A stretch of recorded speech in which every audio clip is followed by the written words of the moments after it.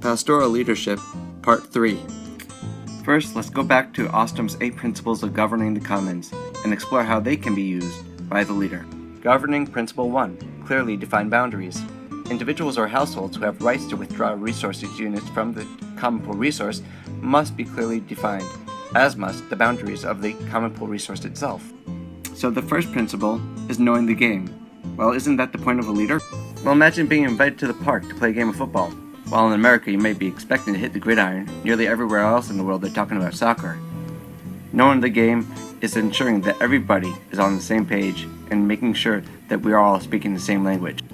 Or as one game theorist said, it's all about knowing how to win before the fight by recognizing all the games that could be played, steering the strategic environment in their favor, and then fighting with confidence in their ultimate victory. So even if the rulebook hasn't been written, you can figure it out by knowing the parts: players, added value, rules, tactics, and scope. It's important to identify the players in the game, the customers, suppliers, competitors, and complementers, or the people who are complementing what you have to offer. Once identified, some good questions to ask oneself is, what are the opportunities in cooperation or competition in regards to the relationship with those you are involved with? Would you like to change the cast of players in particular? What new player would you like to bring into the game? Who stands to gain if you become a player in the game, and who stands to lose? Added value measures what each player contributes to the game by joining it. The added value can determine who has the power in the game and who gets the big payoffs. Some questions to consider: what is your added value? How can you increase your added value? What are the added values of other players in the game? And is it in your interest to limit their added value? Rules are the structures, the way the game is played. In business, there are no universal set of rules. They can come from customs, contracts, or law. Sometimes the most important rules are the ones taken almost for granted. Some questions to consider: which rules are helping you and which are hurting you? What new rules would you like to have in particular? What contracts would you like to write with your customers and suppliers? And do you have the power to make these rules, or does someone else have the power to overturn them? Tactics are what is used to shape perception. Any game is affected by different ways people perceive the situation. These different perceptions are not just some subtle influence on the way a game is played, they are fundamental parts of the game. Some questions to consider: how do other people perceive the game? How do these perceptions affect the play of the game? Which perception would you like to preserve? Which would you like to change? And how do you want the game to be played, transparent or opaque? And scope, or boundaries, which is a limit people implicitly place on games when they define them. Although people often analyze games in isolation, each game is invariably linked to each other. To understand what's going on, you need to be sure to consider these links. So what is the current scope of the game? Do you want to change it? Do you want it to link your current game to others? Or do you want to delink the current game from other games? Governing Principle 2. Complete congruency between appropriation and provision rules and local conditions. Appropriation rules restricting time, place, technology, and/or quality of resource units are related to local conditions and to provision rules requiring labor, material, and/or money. One simple way to ensure complete congruency is by another game theory concept of common knowledge. This is not simply making sure that everyone knows, but it takes it a step further, where everyone knows that this information is known by everybody, so there is no ambiguity where anyone can hide behind. Governing Principle 3. Collective choice arrangements. Most individuals affected by operational rules can participate in modifying the operational rules. The IKEA effect is a term coined to describe the bias of human tendency to overvalue something if they personally put it together. That means the effort that we put into something does not change the object, it changes us and the way we evaluate that object. Greater labor leads to greater love. Our overvaluation of things we make runs so deep that we assume that others share our biased perspective. And when we cannot complete something into which we have put great effort, we don't feel so attached to it.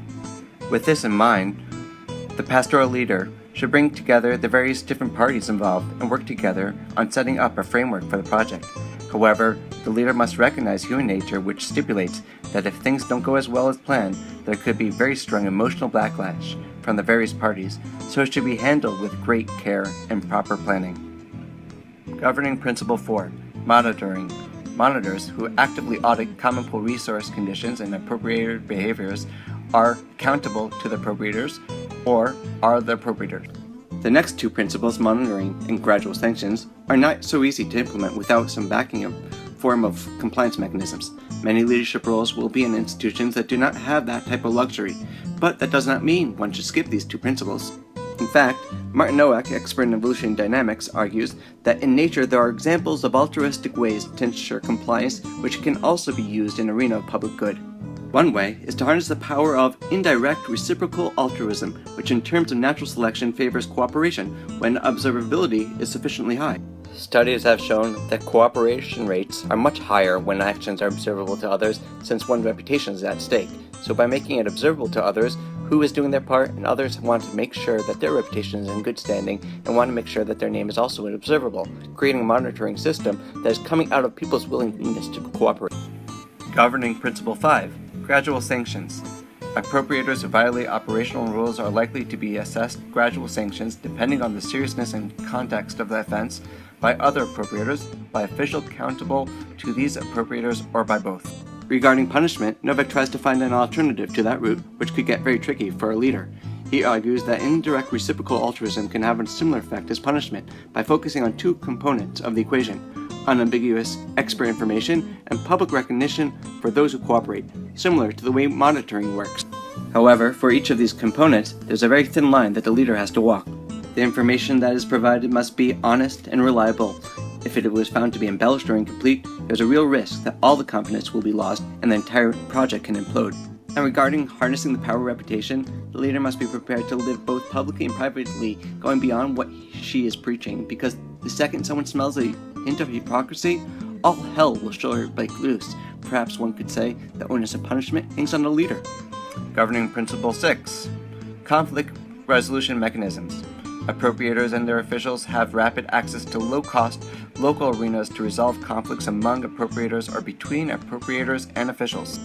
Conflicts are bound to happen in any setting, it's human nature, especially when there are strong emotions. Working to resolve conflicts can take up a good chunk of one's time, but let's look at the root of most conflict. It's not necessarily just about rights, interest, or power, rather, it's simply human interactions gone bad, and that's where transformative mediation approach to conflict resolution comes in.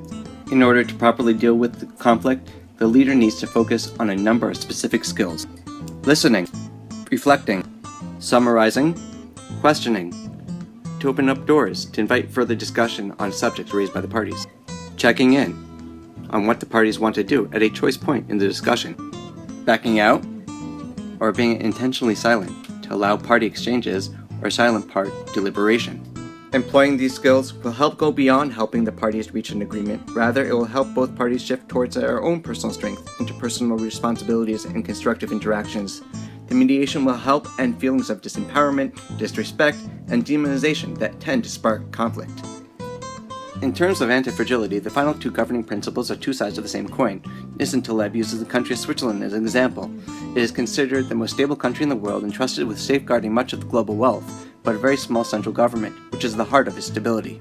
Governing Principle 7. Minimal recognition of rights to organize. The rights of appropriators to devise their own institutions are not challenged by external governmental authorities. Switzerland is a bottom-up system. As a confederation, the country consists of many small near-sovereign regions called cantons, which wield the real power that affects everyday lives of most citizens. By the very nature of being small, the locals know those who are in charge, and although that may cause personal friction, volatility on the lowest level, it's rather boring and stable at top. The volatility of a bottom-up system will stabilize by the time it reaches up the top. However, top-down systems will disenfranchise people and can lead to serious fractures. Governing Principle 8. Nesting enterprises. Appropriation, provisions, monitoring, enforcement, conflict resolution, and governance activities are organized in multiple layers of nested enterprise.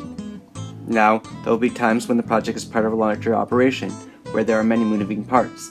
Ostrom recognizing that just having branches that are separate is not effective when it comes to practical issues on the ground.